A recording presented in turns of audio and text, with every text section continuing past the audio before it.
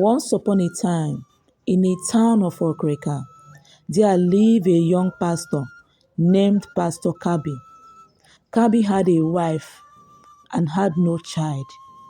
He had a big church ministry in the heart of Okreka town. He was well known in the town. Pastor Kabi had married for years without a child. He believes and tells people that it was God's wish for him not to have child on time. He performed miracles, healed the sick, both blind, crippled, and also raised the dead. People believe in his miracle. He performed different types of miracle in the church. His church was known as a place for miraculous healings and vibrant worship. Each Sunday, the sanctuary would fill with people seeking hope and change. People got a lot of testimonies of miracles.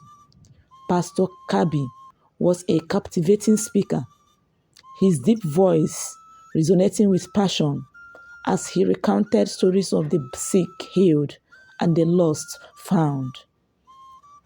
Pastor Kabi's power seems to stem from the control he had over his flock.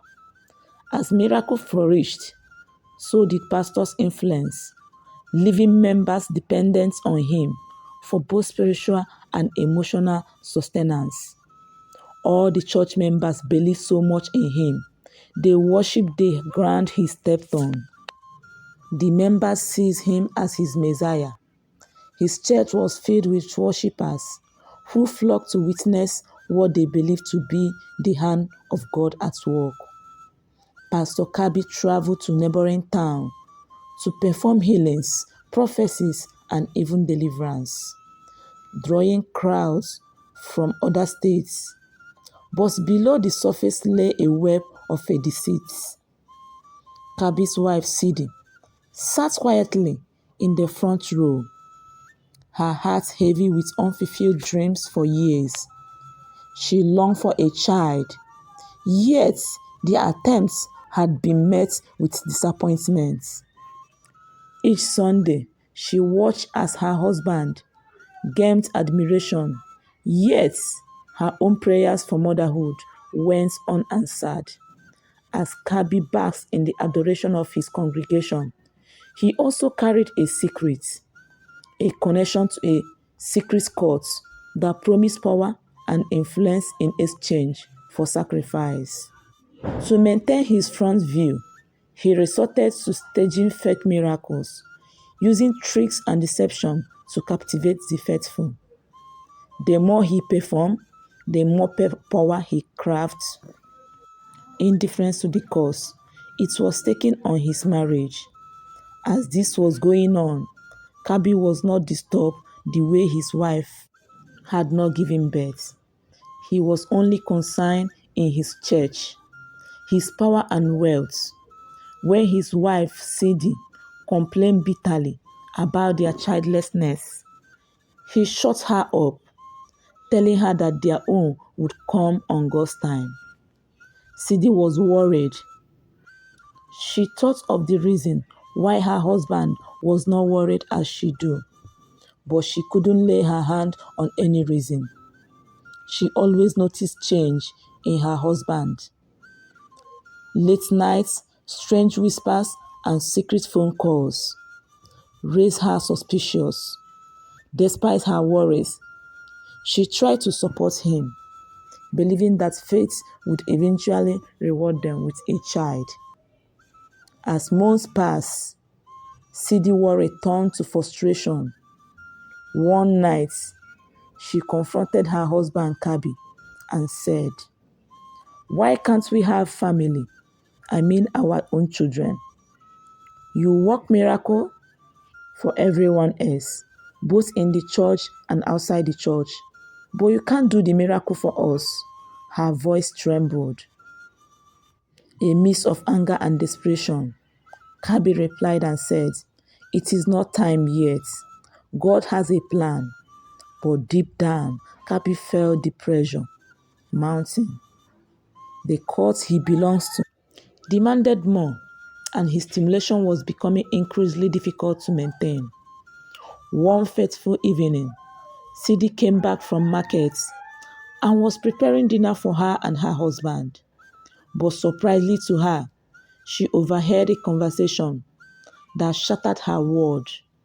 Lo and behold, her husband was talking to a member of their cult. And he said, "The more I perform miracle in my church, the stronger I receive powers. Honestly," he proceeded, "I can't risk losing this power. Not now." Sidi's heart sank.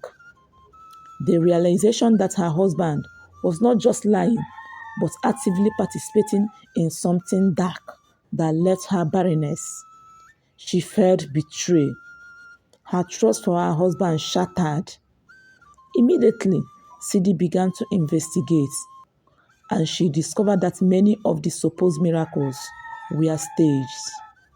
The court had been manipulating the congregation, and Kabi was at the center of it all. Sidi was filled by anger and betrayal. She decided it was time to confront her husband. She needed to expose the truth, not only for her, but for the congregation that worshipped him.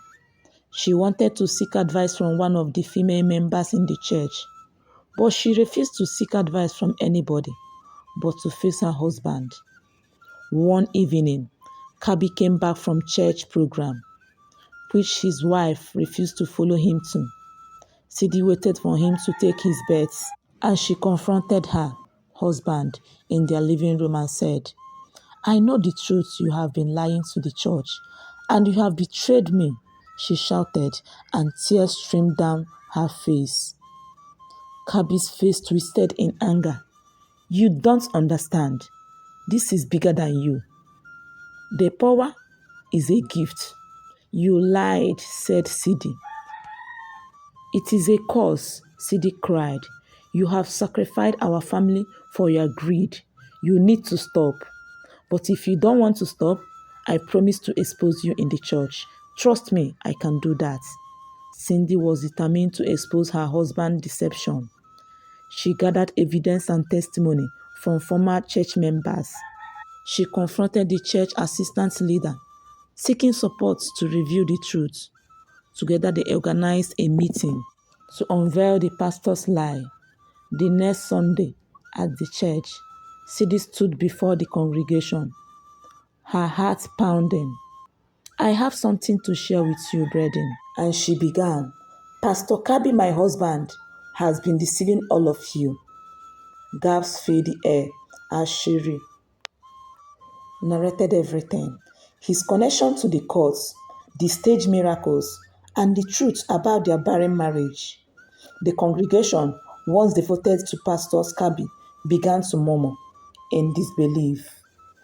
Immediately, Kabi collected microphone and started shouting and explaining to everyone that it was all lies. He tried to regain control and said, "This is a lie," he shouted, but his voice waved. "She's just angry because we haven't had children." However, Sidi pressed on and started showing the whole evidence she had gathered to the congregation.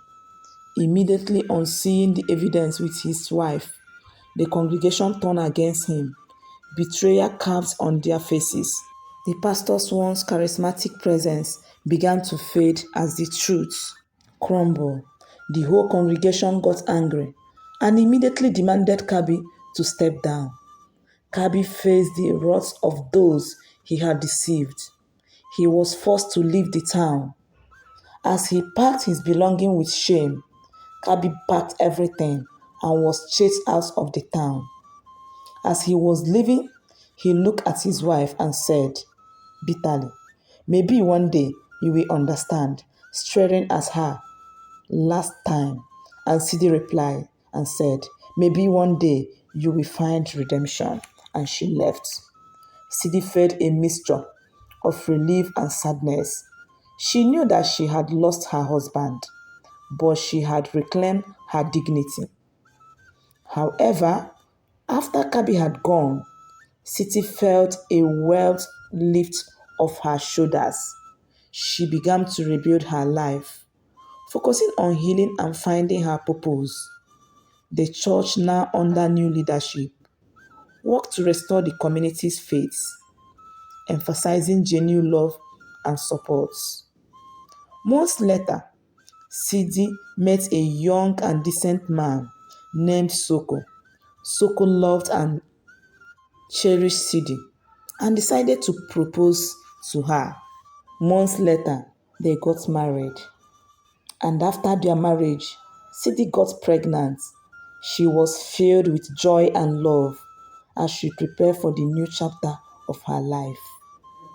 The journey had been painful, but it had led to her a place of strength and her destiny. Years later, Sidi stood in the new church, a vibrant community, thriving in the love of genuine faith. She had transformed her pain into purpose, advocating for truth and transparency. The scars of her past remain, but they have shaped her in a beacon of hope for others. Meanwhile, Kabi was inflicted with madness by his occultic kingdom, and he ran mad till he died. Guys, I hope that you find this story interesting. Please subscribe to my channel at African Tales by Ifenkili. Like and share with family and friends. Turn on your notification buttons and stay tuned for more interesting and mind-blowing stories coming your way next time. Guys, remain blessed. Bye.